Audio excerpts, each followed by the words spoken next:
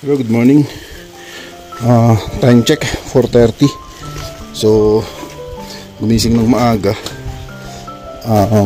Yun nga, call time namin 4:30. Yung nasa unahan, yan yung guide ko, si Kuya Lan. Siya yung anak ni Ate Vilma, yung pinag-stayan ko. Ngayon, so yun nga, maaga kaming gumising. Plano namin akyatin. Kuya Lan, saan unahin natin? Kupapay. Unahin namin yung Kupapay para mag sunrise viewing doon. So ang usual na activity dito, sunrise viewing for Kupapay, sunset viewing para sa Mount Fato. Pero yun nga, medyo maulan, ayoko na magpabalik-balik, kaya gagawin namin ngayon twin hike na lang. Sunrise kami ng Kupapay, tapos twin hike diretso kami ng Mount Fato.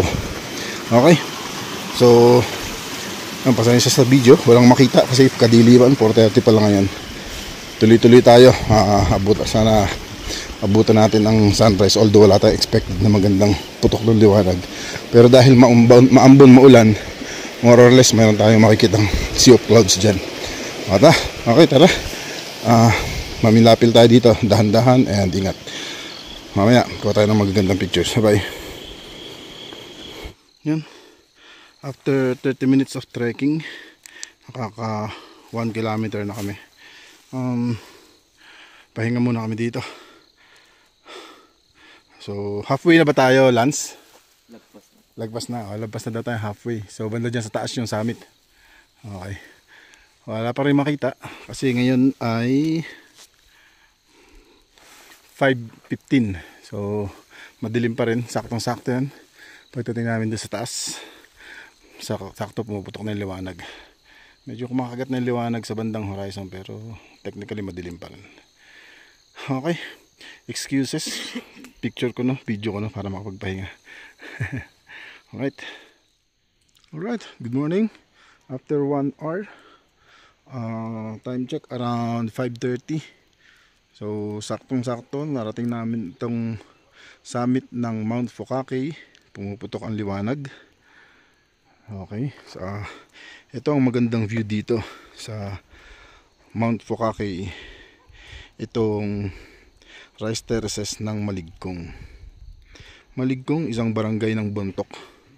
So bandang taas pa to. Ang Bontoc nandoon sa likod ng mga kabundukan na yan. Nandito tayo sa taas. Imagine mo, ito talagang mga taga rito sa area ng Cordillera Mountain Province. Dito talaga nila napiling magtayo ng sibilisasyon sa looban ng kabundukan, gitna ng kabundukan, no? Meron talaga silang sariling sibilisasyon dito. Hindi nila kailangan ng kapatagan.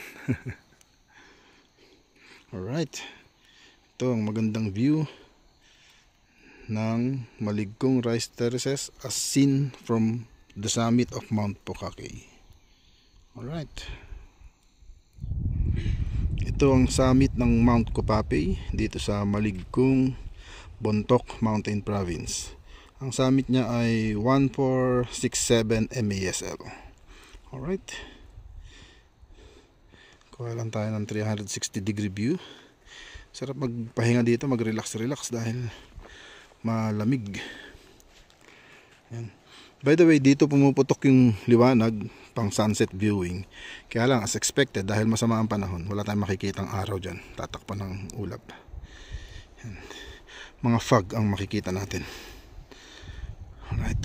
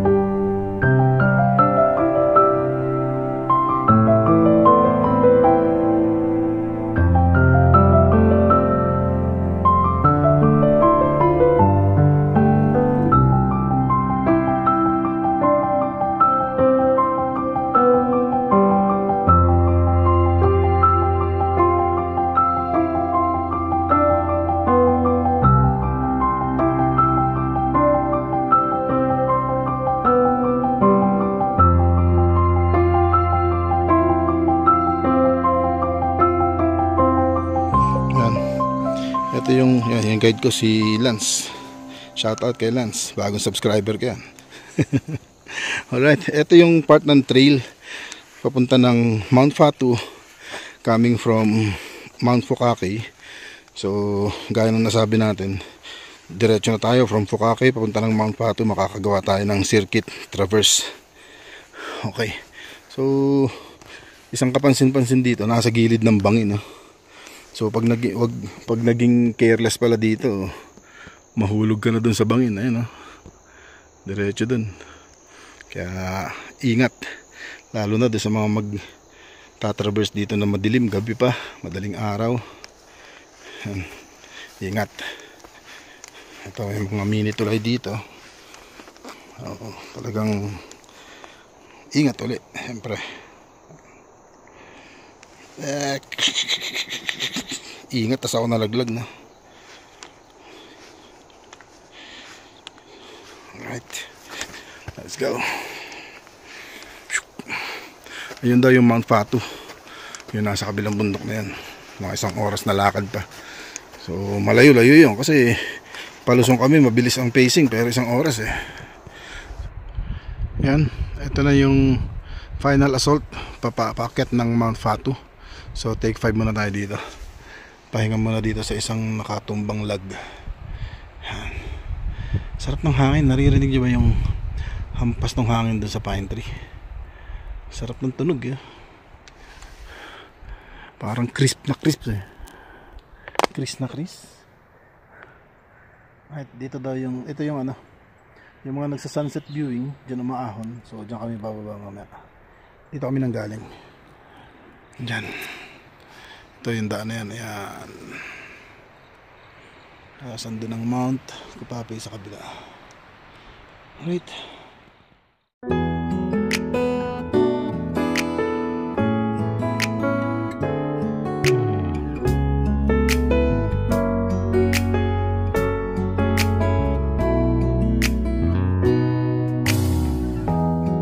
햇살이 너무 좋았어.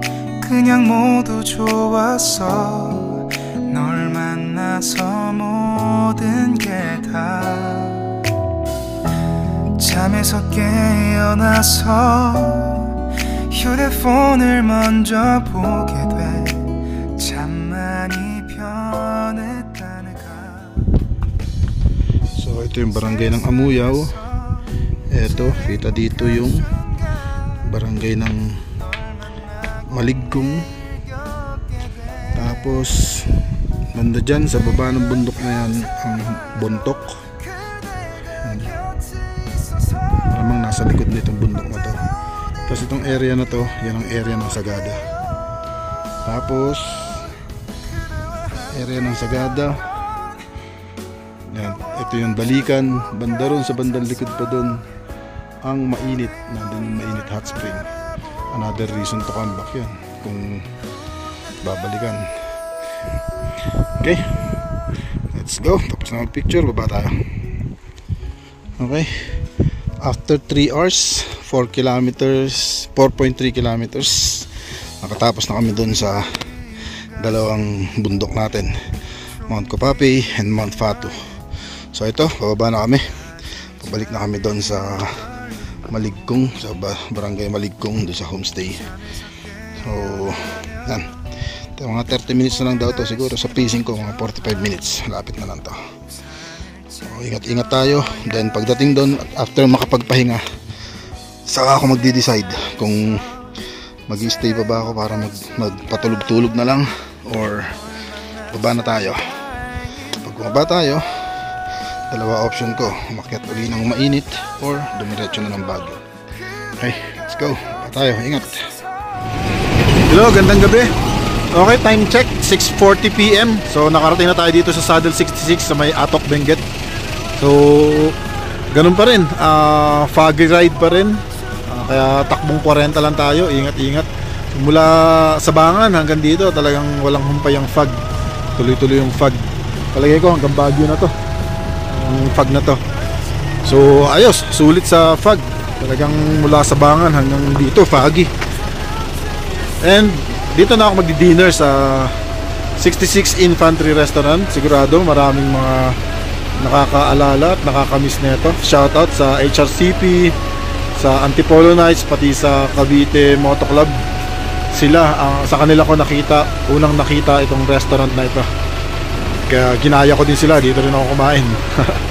Alright, doon sa mga nabanggit kong Riders Club, mga katropa dyan, ito ang Saddle 66 Restaurant. So pasyalan nyo uli, ganda, same pa rin. Ayan. Alright, Saddle 66, yun yung kanilang menu.